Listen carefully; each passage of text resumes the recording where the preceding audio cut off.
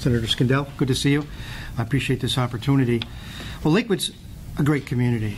It's a very interesting community, and it is an edgy community in the best and worst sense of the word. And I've grown to appreciate that. And so part of the challenge as a mayor of Lakewood is to leverage its strengths on the positive edgy side and protect it from the other edgy side. And that's a great challenge. There are forces working on behalf of Lakewood's, considerable forces these days that are on behalf of Lakewood, and there are forces working against it. So I consider it a great personal challenge to address these. I've learned a lot in my last 5 years, and I think we've come a long way in Lakewood, but with much more work to be done. We've focused intensely on improving our housing quality and have demonstrated that, in fact, our housing has rebounded considerably, but we have much more to do. We are very pleased that we're the fourth highest rebound in housing values of the 57 communities in the county. That's a great distance from where we were 4 years ago, where we lost 4%, and 3 years prior to that, where we lost 9%. So the true economic engine of Lakewood actually is the house and the household that lives there. So protecting, nurturing, and growing that strength and quality is really, I think, one of the #1 objectives a mayor of Lakewood has.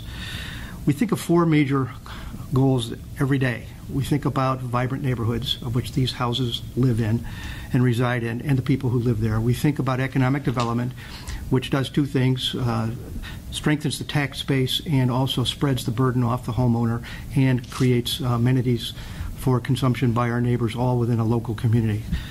We also think about a safe and secure city. Nothing we do will work if people don't feel safe there. And in a town like Lakewood, that's no small consideration.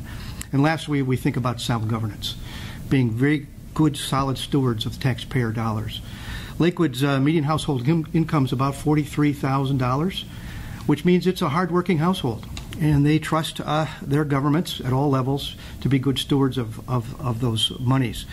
And at the municipal level, our primary job is to deliver core services, basic things that are critical to the everyday quality of life, things like street quality, things like police and fire, things like picking up the garbage, things like plowing snow, making sure we maintain the parks, making sure that people behave themselves in a neighborhood like ours. And our neighborhoods, of course, are among the most densely populated in the country at 9,400 people per square mile. There's nothing quite like it in Ohio, and there's nothing quite like it in the Midwest outside downtown Chicago. So we have a lot of folks, and by and large we get along well together, but we have to work hard to make sure that in fact is the case. More densely populated than Lakewood, than the city of Cleveland? Yes, we are. Yeah, we have 52,000 people in 5.6 square miles, so we're really stacked up, literally, over each other.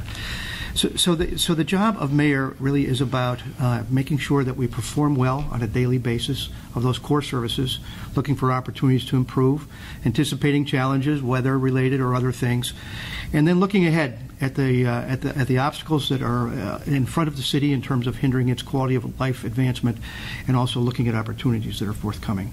And certainly healthcare is one that the city of Lakewood is a party to. We're not the only party to it. It's a complex subject in my opinion, but it certainly has an important element of the quality of life. And it's one we're lively engaged in, have been in a very public way for over 9 months now, and probably will be for some time to come.